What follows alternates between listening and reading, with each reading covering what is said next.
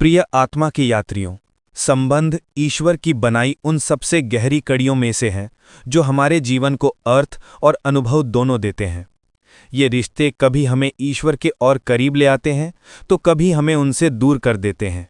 ये इस पर निर्भर करता है कि वे प्रेम का प्रतिबिंब है या अहंकार का भ्रम। क्या आपने कभी ठहरकर सोचा है, कभी कभी जीवन में कोई रिश्ता ऐसा मोड़ ले लेता है जहां भीतर से आवाज आने लगती है, अब इसे छोड़ दो, ये अध्याय समाप्त हो गया है। हम उसे नज़रअंदाज करते रहते हैं क्योंकि छोड़ना आसान नहीं होता। पर सत्य यही है, हर रिश्ता सदा के लिए नहीं आता। गीता में भगवान श्री कृष्ण कहते हैं, कालोस्मि लोकक्षयकृत प्रविद्धः, अर्थात समय स्वयं ईश्वर का एक रूप है और हर चीज का एक काल होता है, एक समय खोजने का और एक समय छोड़ देने का। परमहंस योगानंद जी भी यही समझाते थे, जो संबंध तुम्हारी आत्मा की शांति छीन ले वे तुम्हारे विकास का साधन नहीं, बंधन है। कभी कभी ईश्वर स्वयं हमारे हृदय की रक्षा करने के लिए हमें पीछे हटने के लिए प्रेरित करते हैं, क्योंकि उनका उद्देश्य केवल हमें जोड़ना नहीं बल्कि हमें जागृत करना है। हमारे जीवन में संकेत हमेशा मौजूद रहते हैं, बस हम उन्हें पहचान नहीं पाते। ईश्वर हमें कभी अकेला नहीं छोड़ते, वे सूक्ष्म तरीकों से दिशा दिखाते रहते हैं। जैसे योगानंद जी कहा करते थे, प्रेम का अर्थ केवल भावना नहीं बल्कि आत्मा के उत्कर्ष की दिशा में बढ़ना है। अगर कोई रिश्ता बार बार आपको गिरा रहा है, आपकी ऊर्जा छीन रहा है, आपके भीतर के प्रेम को भय में बदल रहा है, तो ये कोई दंड नहीं बल्कि संकेत है। अपने आप से ये प्रश्न पूछिए, क्या ये रिश्ता मेरी आत्मा को ऊपर उठा रहा है या मुझे मेरे सच्चे मार्ग से भटका रहा है? यदि उत्तर भीतर से आए कि ये रिश्ता अब थका चुका है, तो समझ लीजिए ईश्वर अब आपको मुक्त करना चाहता है। और जब ईश्वर मुक्ति देता है तो वो कभी खालीपन नहीं छोड़ता, वह वहां शांति, स्वतंत्रता और आत्म साक्षात्कार भर देता है। तो आइए आगे बढ़ते हैं और गहराई से समझते हैं वे 3 संकेत जिनसे पता चलता है कि ईश्वर चाहता है कि आप किसी रिश्ते को प्रेमपूर्वक छोड़ दें ताकि आप उसकी योजना के अनुरूप आगे बढ़ सकें, क्योंकि उसकी हर योजना आपके कल्याण और आत्मविकास के लिए ही होती है। प्रेम का अर्थ केवल सहना नहीं होता, प्रेम का अर्थ होता है आत्मा की उन्नति। लेकिन क्या करें जब कोई व्यक्ति बार बार हमें अपमान, नियंत्रण या छल का शिकार बनाता है? जब शब्दों के पीछे करुणा नहीं बल्कि स्वार्थ छिपा हो, जब बार बार चोट मिले पर पश्चाताप कभी ना हो, तो ये केवल मानवीय कमजोरी नहीं रहती, ये एक आत्मिक चेतावनी बन जाती है कि अब ये रिश्ता आपकी आत्मा के मार्ग से भटकने लगा है। गीता में भगवान श्री कृष्ण कहते हैं, अहिंसा सत्यम अक्रोधः त्यागः शांतिरपैशुनम, यानी सत्य, शांति और त्याग ही ईश्वर के मार्ग के संकेत हैं। यदि कोई रिश्ता इन गुणों को नष्ट कर रहा है तो वो दिव्यता से नहीं, अहंकार से प्रेरित है। परमहंस योगानंद जी कहते थे, जहां प्रेम नियंत्रण बन जाए वहां आत्मा की स्वतंत्रता समाप्त हो जाती है। ऐसा व्यक्ति जो बार बार आपके भावनात्मक संतुलन को तोड़ता है, आपकी ऊर्जा को खींचता है, आपकी शांति छीनता है, वह वास्तव में प्रेम नहीं करता, वो केवल अपने भय और असुरक्षा के माध्यम से आपको नियंत्रित करता है। ये प्रेम का रूप नहीं बल्कि बंधन का भ्रम है। कभी कभी ये सब बहुत सूक्ष्म होता है, थोड़ा तिरस्कार, थोड़ी उपेक्षा या तुम ही गलत हो जैसे शब्द शुरुआत में मामूली लगते हैं, पर धीरे धीरे वे आत्मविश्वास को खा जाते हैं, आपकी आत्मा की ज्योति को धुंधला कर देते हैं। योगानंद जी समझाते थे, जो तुम्हें अपने भीतर से छोटा महसूस कराए वो तुम्हें प्रेम नहीं कर्म के बंधन में बांध रहा है। ईश्वर ने हमें क्षमा करना सिखाया है, लेकिन क्षमा का अर्थ ये नहीं कि आप निरंतर अत्याचार सहते रहें। सच्ची क्षमा का अर्थ है दूसरे की आत्मा को उसकी भूलों से मुक्त होने देना और अपनी आत्मा को उस पीड़ा से आज़ाद करना। ये निर्णय नहीं, विवेक है। ये घृणा नहीं, आत्मसम्मान है। क्योंकि जब आप किसी की गलतियों को सीमा रहित स्वीकार करते हैं तो आप न केवल स्वयं को दुखी करते हैं बल्कि उस व्यक्ति को भी उसके कर्म फल से बचा लेते हैं जिससे वो कभी नहीं सीख पाता। इसलिए यदि आप किसी ऐसे संबंध में हैं जहां बार बार अपमान, भ्रम और भावनात्मक पीड़ा मिलती है, तो समझ लीजिए ईश्वर चाहता है कि अब आप सीमा तय करें, अपनी आत्मा की रक्षा करें। एक अभ्यास अपनाइए, हर दिन ध्यान में बैठें और अपने चारों ओर एक स्वर्णिम प्रकाश की कल्पना करें जो आपको सुरक्षित कर रहा है। यह प्रकाश केवल ईश्वर की ऊर्जा नहीं, आपका आत्मिक कवच, शील्ड ऑफ लव है। और जब यह कवच मजबूत होता है तो आप बिना घृणा के प्रेम पूर्वक उन संबंधों से मुक्त हो सकते हैं जो अब आपकी आत्मा के विकास में सहायक नहीं। सीमाएं बनाना कमजोरी नहीं, यह आत्मा की रक्षा का सबसे पवित्र रूप है, क्योंकि जो संबंध आपको आपकी दिव्यता से दूर ले जाए वह कभी भी ईश्वर प्रदत्त नहीं हो सकता। सच्चे प्रेम का अर्थ केवल किसी के साथ बने रहना नहीं होता, बल्कि यह भी होता है कि आप डिसर्न करें क्या यह रिश्ता आपकी आत्मा को ऊपर उठा रहा है या नीचे गिरा रहा है। सीमाएं बनाना, दूर होना या किसी संबंध को छोड़ देना स्वार्थ नहीं, बल्कि यह ईश्वर के न्याय और करुणा का ही एक रूप है।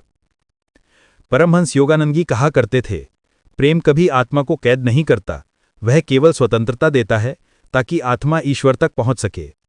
इसलिए यह संदेश यह नहीं कहता कि हर कठिन रिश्ता त्याग देना चाहिए, बल्कि यह सिखाता है कि हर संबंध का फल पहचानना आवश्यक है। क्या वह सम्मान, सत्य और आंतरिक शांति दे रहा है या बार बार आपको छल, अपमान या अपराध बोध की ओर धकेल रहा है। आप अकेले नहीं हैं। जब आपका हृदय भ्रमित होता है, ईश्वर आपके साथ चलता है। वह आपके अंतर की मौन प्रार्थनाओं को सुनता है। बस आपको अपने भीतर इतनी निश्चलता रखनी है कि आप उसकी आवाज़ पहचान सकें। वह समय बताएगा कब रुकना है और कब छोड़ देना है। अब जरा सोचिए, आप जिन वातावरणों में रहते हैं, जिन लोगों से घिरे रहते हैं, वे आपकी आत्मा के स्वरूप को गढ़ते हैं। क्या यह संबंध आपको पवित्रता की ओर ले जा रहा है या धीरे धीरे आपको आपके ही सत्य से दूर कर रहा है। योगानंद जी समझाते थे, संग ही आत्मा की दिशा तय करता है। जिस ऊर्जा के साथ तुम रहोगे वही ऊर्जा तुम बन जाओगे। कभी कभी कुछ रिश्ते ऐसे होते हैं जो आपकी आत्मा की छाया पक्ष को उभार देते हैं, क्रोध, ईर्ष्या, भय या वासना। वे प्रेम के नाम पर धीरे धीरे आपको भीतर से खाली करते जाते हैं। ऐसे संबंध आपको संयम नहीं सिखाते, बल्कि आपकी ऊर्जा को छिन्न भिन्न कर देते हैं। श्रीमद् भगवद गीता में अर्जुन को यही चेतावनी दी गई थी, संगात संजायते कामः कामात् क्रोधो अभिजायते। यानी जिस संगति से आप जुड़ते हैं उसी से आपकी इच्छाएं और क्रोध जन्म लेते हैं। यदि कोई रिश्ता आपके भीतर बार बार नकारात्मक भावों को जगा रहा है, ईर्ष्या, झूठ, अहंकार या छल, तो समझ लीजिए ये रिश्ता आपकी आत्मा के बगीचे में जहरीले बीज बो रहा है। आपकी आत्मा एक पवित्र बाग की तरह है जिसे ईश्वर ने प्रेम, संयम और सत्य से सजाया है। हर व्यक्ति, हर रिश्ता उस बाग के लिए या तो जल है या जहर। जो रिश्ता आपको झूठ बोलने पर मजबूर करे या आपकी विवेकशीलता छीन ले, वो उस बाग में उगी हुई खरपतवार है। और यदि आप बार बार सोचते हैं मैं उनके साथ हूं तो ऐसा ही बन जाता हूं, या ये उनकी गलती नहीं, मैं ही सहन कर लूंगा, तो ये आत्मप्रवंचना यानी सेल्फ डिसेप्शन है। धीरे धीरे आप समझौते की आदत डाल लेते हैं और आत्मा का तेज मंद पड़ने लगता है। योगानंद जी ने चिताया था, हर बार जब तुम सत्य से समझौता करते हो तुम अपने भीतर के ईश्वर को थोड़ा और मौन कर देते हो। इसलिए जब कोई रिश्ता देखने में आकर्षक लगे पर भीतर से छल या अधर्म को जन्म दे तो रुको, ठहरो और अपने हृदय से पूछो, क्या ये आनंद ईश्वर से आ रहा है या माया से? क्योंकि सच्चा प्रेम कभी अंधकार में नहीं पनपता, वह प्रकाश है जो आत्मा को ऊंचा उठाता है, ना कि झूठ के दलदल में डुबो देता है। जीवन के मार्ग पर जब हम किसी संबंध में धीरे धीरे अपने सत्य और सीमाएं खोने लगते हैं तो शुरुआत में ये बहुत छोटा समझौता लगता है, थोड़ी चुप्पी, थोड़ा झूठ, थोड़ा सहना, पर धीरे धीरे यही छोटे छोटे कदम हमें एक ऐसे चक्र में बांध देते हैं जहां न केवल हमारा नैतिक पतन होता है बल्कि हमारी आत्मिक ऊर्जा भी क्षीण होने लगती है। यह स्थिति वही नहीं है जो ईश्वर ने अपने बच्चों के लिए रची है। परमात्मा चाहता है कि हम ऐसे रिश्तों में रहें जो हमें सशक्त करें, जो हमारे भीतर के प्रकाश को और प्रखर बनाएं, ना कि हमें भ्रम, अपराध बोध और थकावट में धकेलें। परमहंस योगानंद जी कहा करते थे, जब कोई रिश्ता तुम्हें अपनी शांति खोने पर मजबूर करे तो समझो तुमने प्रेम नहीं बंधन को पकड़ रखा है। तो कैसे पहचानें कि कोई रिश्ता अब हमें भीतर से तोड़ रहा है? बहुत सरल संकेत हैं। क्या आप बार बार किसी की गलतियों को ये सोचकर सही ठहराते हैं कि अब बदल जाएगा? क्या आप शांति बनाए रखने के लिए सत्य से समझौता करते हैं? क्या आप अपने आत्मसम्मान को दूसरों की स्वीकृति के लिए गिरा रहे हैं? यदि उत्तर हाँ है तो समझ लीजिए ये रिश्ता अब ईश्वरीय संतुलन से बाहर जा चुका है। लेकिन निराश मत हो, इस सत्य को पहचान लेना ही मुक्ति का पहला कदम है, क्योंकि ईश्वर का अनुग्रह हमेशा वहां पहुंचता है जहां सच्चाई स्वीकार की जाती है। परमात्मा की कृपा आपको ऐसे संबंधों से निकालकर उन लोगों की ओर ले जाएगी जो आपके भीतर की ज्योति को पहचानते हैं, जो आपके सत्य का सम्मान करते हैं, न कि उसे तोड़ते हैं। ये प्रक्रिया चुनौतीपूर्ण होती है, लेकिन यह आत्मा की शुद्धि का मार्ग भी है। जब आप डिसर्न करना शुरू करते हैं कि कौन से रिश्ते आपको ऊंचा उठाते हैं और कौन से नीचे गिराते हैं, तो धीरे धीरे ईश्वर आपको उन आत्माओं से मिलवाते हैं जो आपके विकास में सहायक हैं, न कि बाधक। अब सोचिए, क्या कभी ऐसा महसूस हुआ है कि आपकी भावनाएं किसी और के व्यवहार पर निर्भर हो गई हैं? कभी खुश, कभी उदास, बस इस पर कि सामने वाला क्या सोचता या करता है। ये कोडिपेंडेंसी की स्थिति है, जहां आपका मानसिक संतुलन, आत्मसम्मान और खुशी किसी दूसरे के मूड या मान्यता पर टिकी रहती है। योगानंद जी इस अवस्था को आत्मा की सबसे सूक्ष्म गुलामी कहते थे। जो व्यक्ति तुम्हारे भीतर के ईश्वर को देखने से रोक दे, वो चाहे कितना भी प्रिय हो, उससे दूरी ही मुक्ति है। कोडिपेंडेंसी हमें इसी सत्य से दूर कर देती है। हम ईश्वर की जगह किसी मनुष्य को अपने भावनात्मक ब्रह्मांड का केंद्र बना देते हैं, और जब ऐसा होता है तब ना तो हम बढ़ते हैं, ना वो व्यक्ति जिसे हम पकड़कर बैठे हैं। ये संबंध एक बेल की तरह हो जाता है जो पेड़ से इतनी कसकर लिपट जाती है कि उसी का दम घोट देती है। ऐसे संबंध में ना प्रेम बढ़ता है, ना स्वतंत्रता बचती है। एक व्यक्ति अपनी पहचान खो देता है और दूसरा अपनी सीमाएं। योगानंद जी सिखाते थे कि सच्चा प्रेम कभी निर्भरता नहीं चाहता, वह आत्मा की स्वतंत्रता में खिलता है।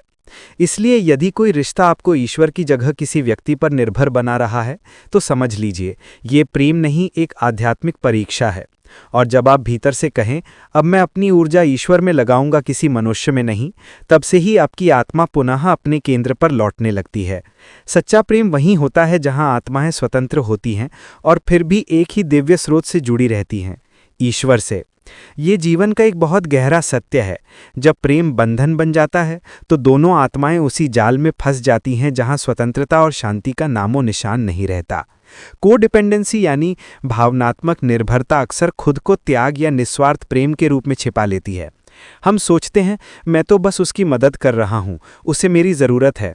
लेकिन इन शब्दों के पीछे एक सूक्ष्म भ्रम छिपा होता है, ये विश्वास कि हम किसी और को सुधार सकते हैं, बचा सकते हैं या बदल सकते हैं। परमहंस योगानंद जी ने बहुत सुंदर कहा था, जब तुम किसी को बचाने की कोशिश करते हो तो याद रखो, केवल ईश्वर ही उद्धार कर सकता है, तुम नहीं। जब हम किसी को ठीक करने का जिम्मा अपने ऊपर लेते हैं तो हम अनजाने में ईश्वर की भूमिका में आ जाते हैं, और वहीं से दुख का आरंभ होता है। क्योंकि मुक्ति यानी सैल्वेशन कर्म या नियंत्रण से नहीं, बल्कि ईश्वर के प्रेम और कृपा से मिलती है।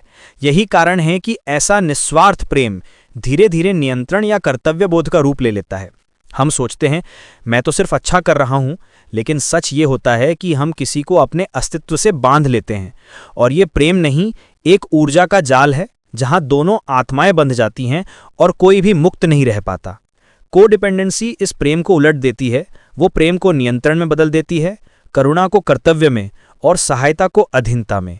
ऐसे संबंधों में पाप और कमजोरी दयालुता के नाम पर पलने लगते हैं, और धीरे धीरे ये भावनात्मक थकावट अपराध बोध और आंतरिक अंधकार में बदल जाता है।